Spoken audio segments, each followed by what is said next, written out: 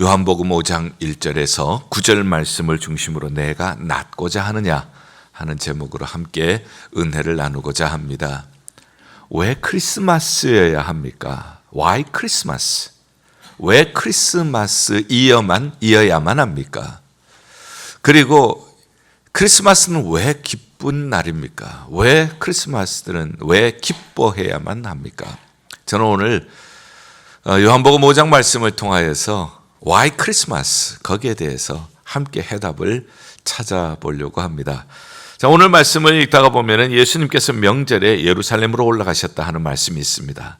성경을 읽으시면서 여러 가지 명절이 나옵니다. 절기, 이 절기는 어떤 날인가?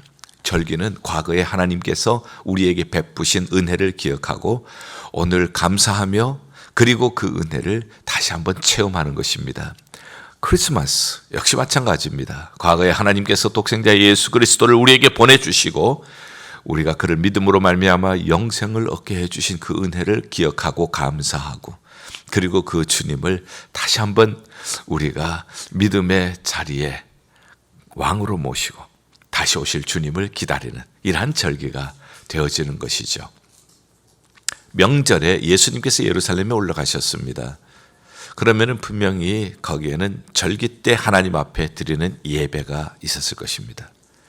그리고 예배만 있는 것이 아니라 예배와 함께 어떤 이벤트가 있었을 것입니다. 우리가 성탄절도 마찬가지입니다. 성탄절에 우리가 예배만 드리는 것은 아니지 않습니까? 우리가 예배도 드리고 그 다음에 여러 가지 성탄을 셀리브레이트 하는 그러한 이벤트들을 하는 것을 우리가 보게 되어집니다. 자, 예수님께서는 이 명절에 어디를 가셨는가? 명절은 기쁘고 하나님이 과거에 하신 일을 축하하는 일이기 때문에 즐거운 날입니다.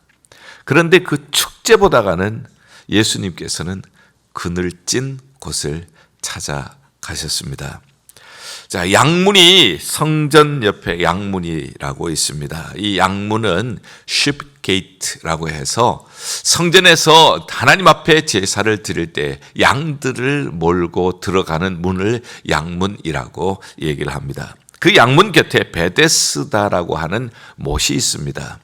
베데스다라고 하는 연못은 히브리 말로 베데스다라고 성경은 기록하고 있죠. 그래서 이 베데스다는 히브리 말인 것을 알게 되어지고 뜻은 무엇일까? 베데스다에서 베스라고 하는 것은 집이라는 뜻이에요. 그래서 우리가 벳엘 하면은 하나님의 집, the house of God.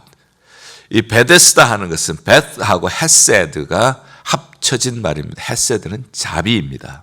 그래서 자비의 집이라고 하는 연못, 그 연못이 있었어요. 근데 거기에는 행각이 5개 있다. 행각이라고 하는 말도 우리가 성경 이외에는 잘 사용하지 않는 말입니다. 행각은 영어로는 porch라고 하는 것인데요. 사람들이 피하기 위해서 사나운 날씨나 이런 때에 피하기 위해서 건물 앞에 기둥은 세워져 있고 지붕은 있지만 벽이 없는 것, 현관이라고 얘기를 할까요? 그 포치가 행각이 5이 있습니다. 그런데 보니까 그 행각에는 많은 병자들이 모여 있어요. 어떤 병자들인지 보니 맹인, 다리 저는 사람, 혈기 마른 사람. 혈기 마른 사람, 이것도 역시 성경 이외에는 우리가 흔히 사용하는 말은 아닙니다. 혈기 마른 사람이라고 하는 것은 손이 오그라들었든지 몸이 마비가 되었든지 이런 사람을 성경은 혈기 마른 사람이라 이렇게 얘기를 합니다. 그런데 이런 분들이 왜 거기 모여 있을까? 3절과 4절에 많은 병자들이 그 행각에 모여 있는 이유를 설명을 하고 있습니다. 그것은 천사가 가끔씩 내려오면은 그리고 그 연못에 물을 움직이게 하면 물이 움직일 때 제일 먼저 들어가는 사람은 어떤 병에 걸렸든지 낫게 되는 거예요. 그런데 성경을 자세히 보세요. 이 말씀은 괄호가 되어 있어요.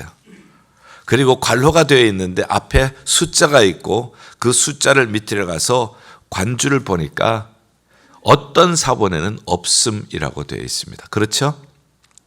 어떤 사본에는 없음이라고 하는 뜻은요, 성경은 오리지널 원본은 없어요. 사람들은 무엇이든지 오리지널이 있으면 그것을 하나님보다가 더 우상시하고 신성시하기 때문에 하나님께서는 아마 그래서 원본은 아예 없으신 것 같아요.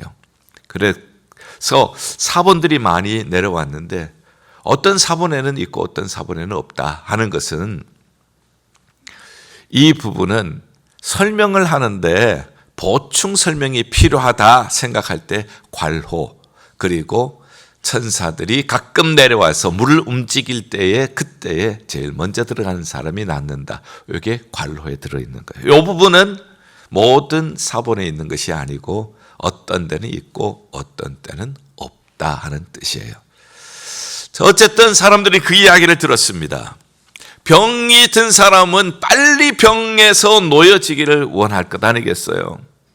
그러니 많은 사람들이 모여올 수밖에 없습니다. 그리고 언제 천사가 내려올는지, 언제 천사가 내려와서 물을 동하게 하는지 모르니까 연못가에 항상 있을 수는 없는 거예요.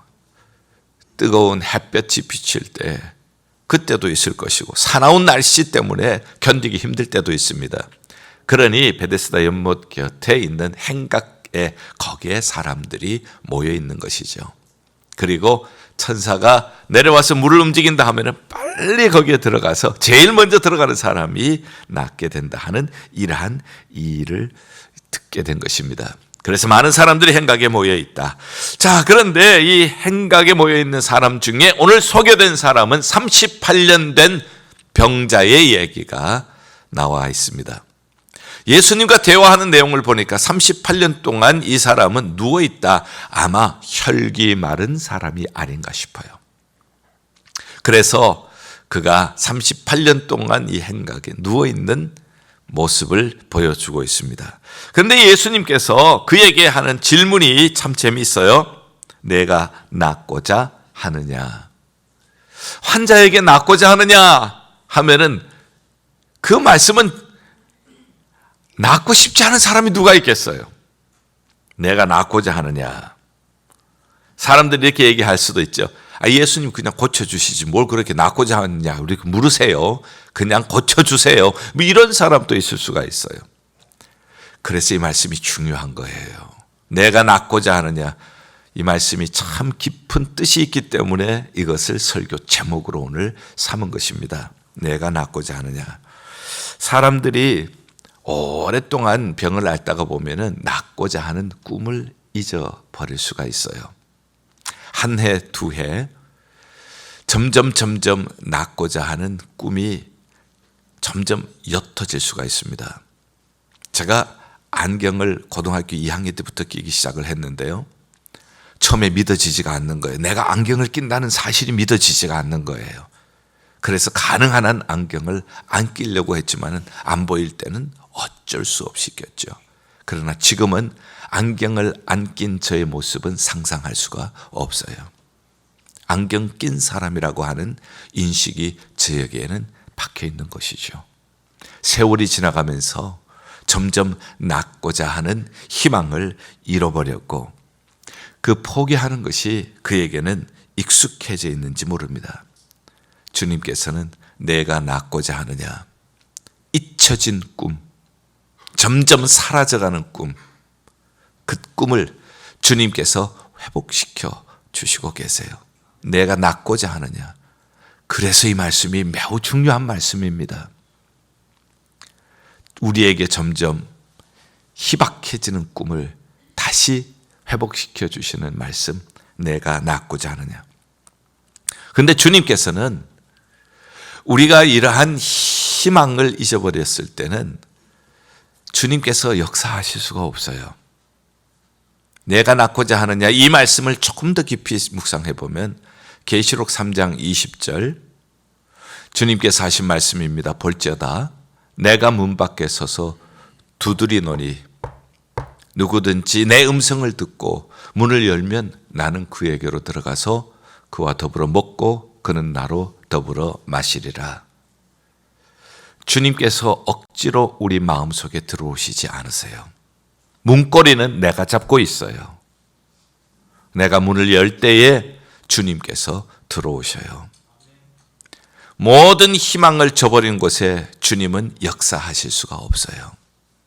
네가 낫고자 하느냐?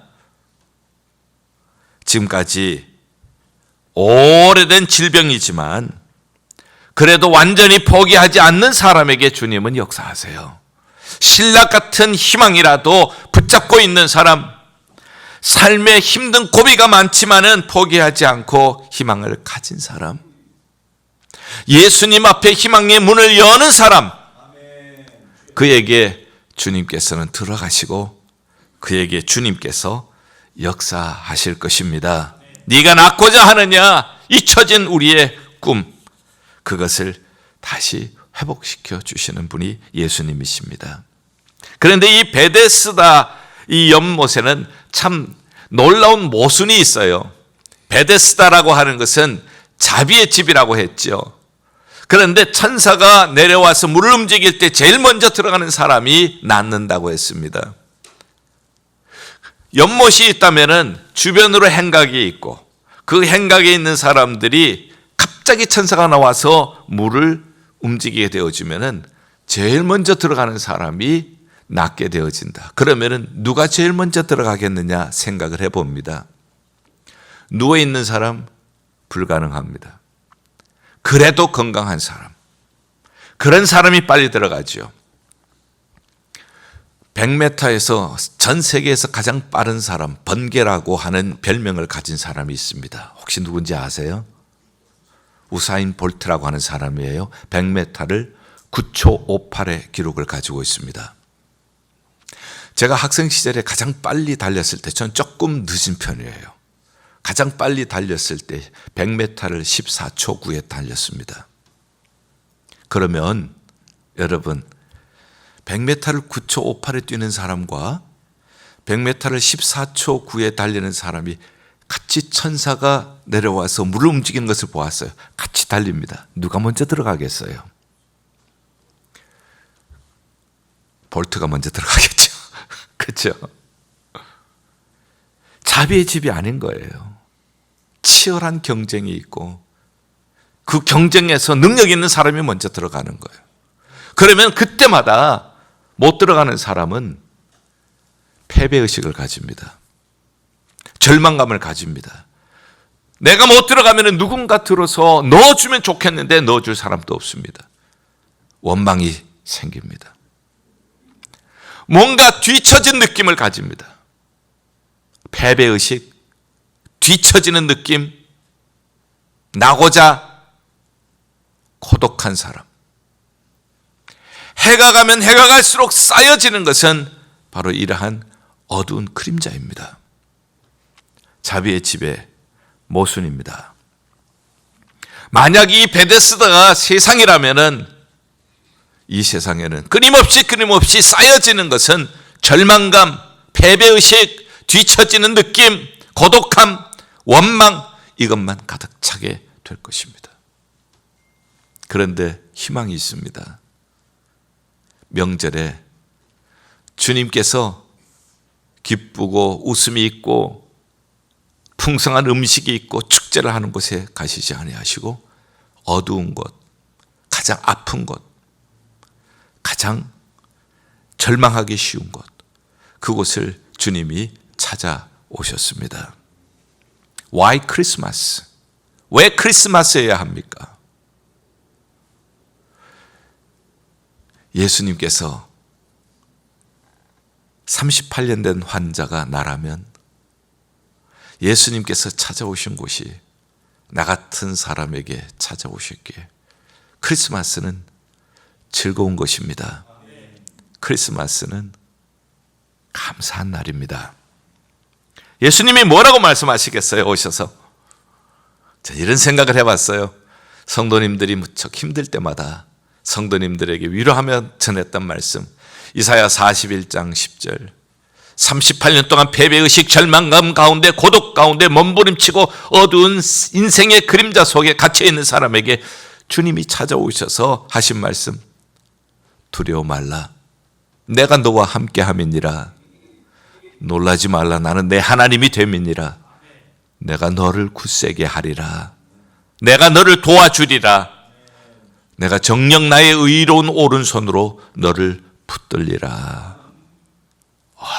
얼마나 감사한 말씀인지요.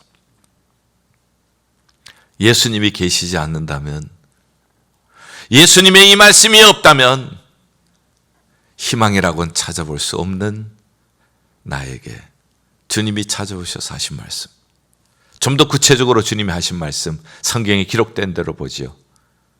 일어나 내 자리를 들고 걸어가라. 세 가지 동사로 구성이 되어 있습니다. 일어나라. 주님이 일어나라고 하십니다. 이거 말이 안 되는 일이 아닙니까? 38년 동안 마비가 되어서 누워있는 사람이 어떻게 일어납니까? 그런데 주님이 일어나라고 하십니다.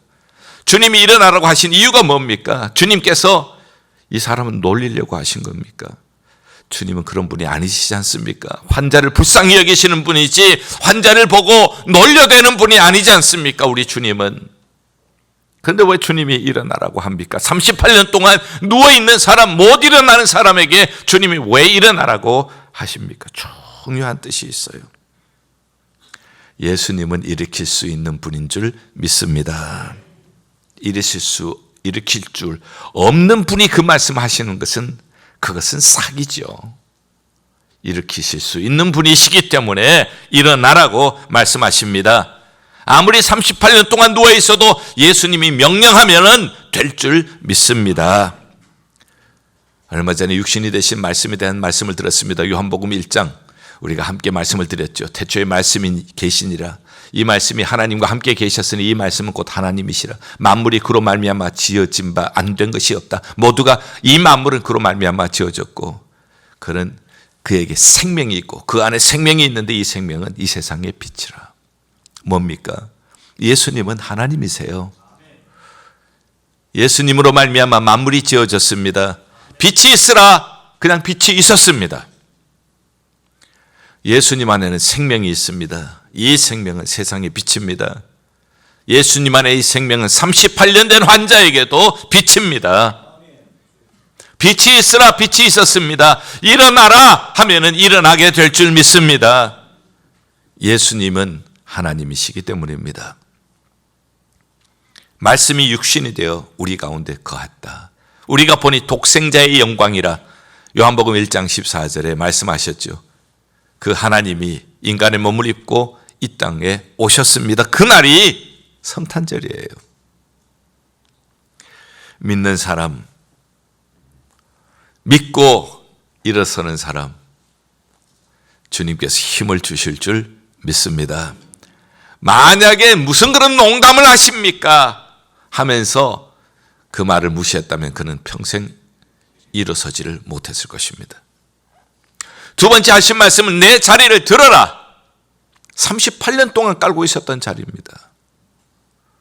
어쩌면 평생 내가 의지하고 있었던 그 자리죠. 그것은 우리가 이렇게 표현할 수가 있습니다. 내가 평생 깔고 있었던 그 자리는 내 방법, 내 선입견, 내 고집, 내 옛생활, 나의 죄된 모습, 지금까지 내가 의지하고 살았던 나의 삶. 나의 방법은 어떤 방법일까요? 아무도 넣어줄 사람이 없습니다. 내가 이렇게 누워있지만 아무도 넣어줄 사람이 없습니다. 자기 방법은 38년 동안 똑같이 한결같이 누군가 던져줘야 들어간다고 생각하는 방법이에요. 다른 방법이 없어요. 자기는 그 방법밖에 생각하는 것이 없습니다. 그런데 그렇게 해주는 사람이 없습니다. 38년 동안 쌓여져 가는 것은 패배의식, 절망감, 좌절감, 원망밖에 없습니다. 늘 그렇게 해왔습니다. 나는 늘 그렇게 살아왔습니다. 안 됩니다. 나는 늘 그렇게 살아왔는데 못합니다. 나는 늘 그렇게 살아왔는데 안 변합니다. 어떤 사람은 심지어 이렇게까지도 얘기를 해요. 하나님도 못 변화시킵니다.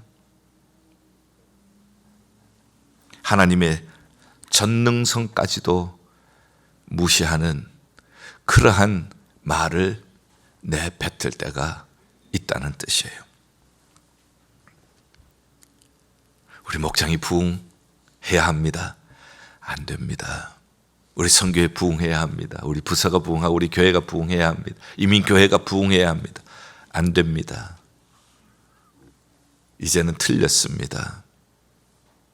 얼마든지 자기가 지금까지 깔고 있었던 그 자리, 거기에 그 방법에 우리는 머물러 있기를 원해요. 주님은 말씀하십니다. 내 자리를 들어라. 자리를 들어야 합니다. 그래야 예수님께서 새 일을 행하실 수가 있습니다. 그 다음에 주님께서 걸어가라 말씀하십니다. 이제는 믿음으로 행동을 하라 하는 뜻입니다.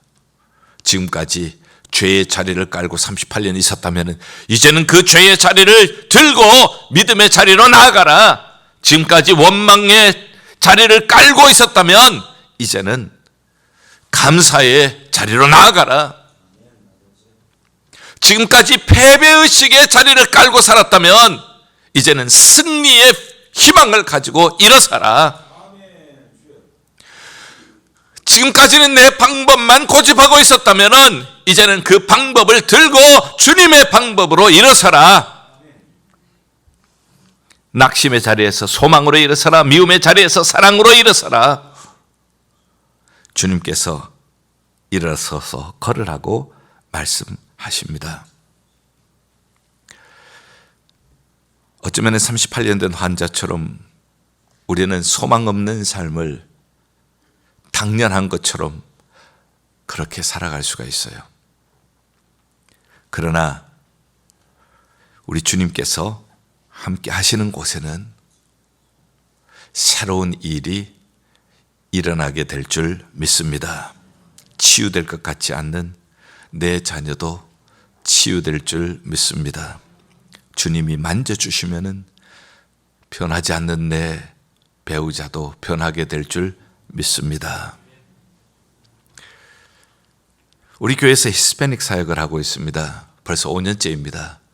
매주 월, 수, 금 우리가 히스패닉 일용직에 있는 분들, 길거리에서 자기들을 이제 불러주는 사람을 기다리는 사람들, 어떤 때는 아침도 안 먹고 나오는 분들도 계세요. 그래서 우리가 컵라면도 그리고 따뜻한 차도 빵도 그렇게 대접을 합니다.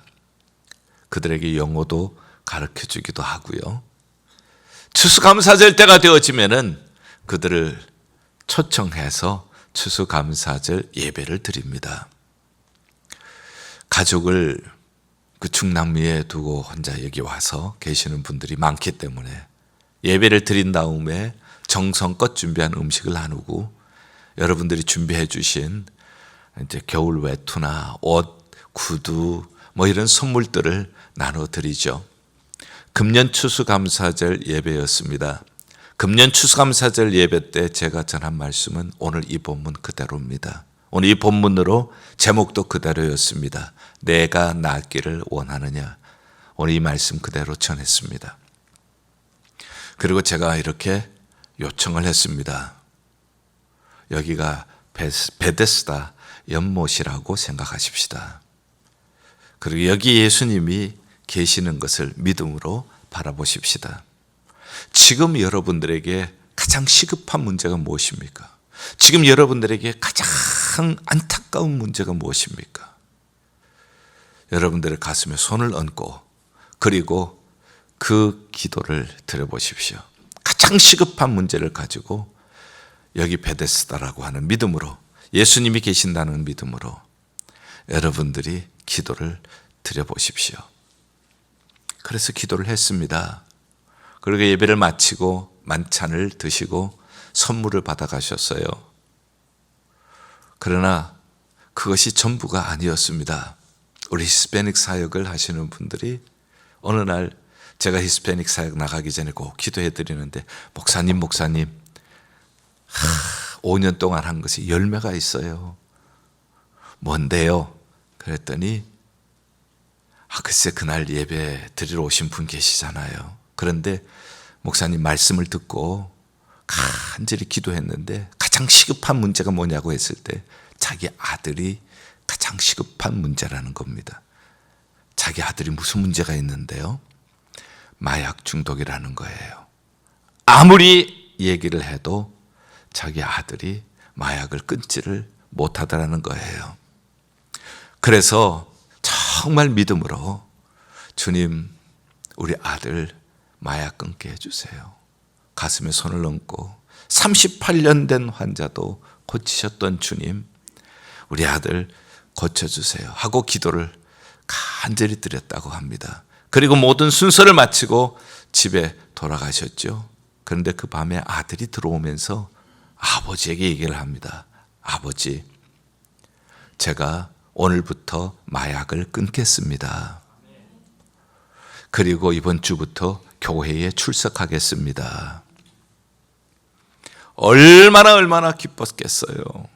아들이 마약을 끊지 못해서 아버지가 그렇게 힘들고 고통했는데, 그렇게 말씀을 듣고 나서 이 말씀 그대로 가슴에 손을 얹고 주님 터치해 주세요 하면서 기도했을 때에 주님께서 그 아들의 마음을 터치를 해 주신 것입니다. 그리고 돌아왔을 때에 아들이 돌아와서 마약을 끊겠습니다. 그리고 교회 나가겠습니다. 그날은 역시 길거리에 서 계시지만은 얼굴이 환한 미소로 가득 차 있었습니다. 그리고 우리 팀들이 갔을 때 이 이야기를 전해 주셨던 것이에요. 사랑하는 성도 여러분, 저는 믿습니다. 우리 주님께서는 오늘 또 치유하시고 계시는 줄 믿습니다. Why Christmas? 왜 성탄이어야 합니까? 왜 성탄이 기뻐야 합니까?